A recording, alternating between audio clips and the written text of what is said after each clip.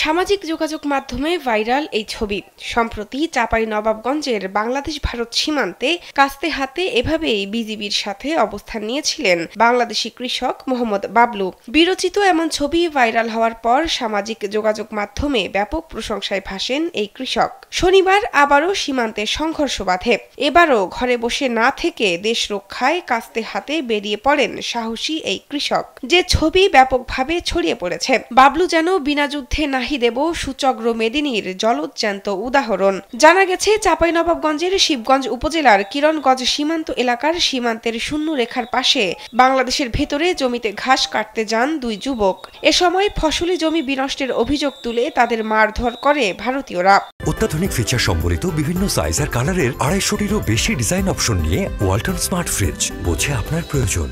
পরে তারা বাংলাদেশের সীমান্ত এলাকা দিয়ে অনুপ্রবেশ করে বাংলাদেশিদের আম গাছ কেটে ফেলে এবং ফসলি জমি বিনষ্ট করে। এ সময় বিজিবি স্থানীয়দের সঙ্গে নিয়ে বিএসএফ ও ভারতীয়দের এ কার্যক্রমকে রুখে দেয়। শনিবার দুপুরে উপজেলার বিনোদপুর ইউনিয়নের চৌকা ও কিরণগঞ্জ বিজিবি সীমান্ত ফাঁড়ির মাঝামাঝি এলাকায় এ ঘটনা ঘটে। এই ঘটনায় সীমান্তবর্তী বাংলাদেশিরা পাল্টা প্রতিরোধ করলে পিছু হটে ভারতীয়রা। পরে এই ঘটনার জন্য দুঃখ প্রকাশ করে ভারতের সীমান্তরক্ষী বাহিনী বিএসএফ।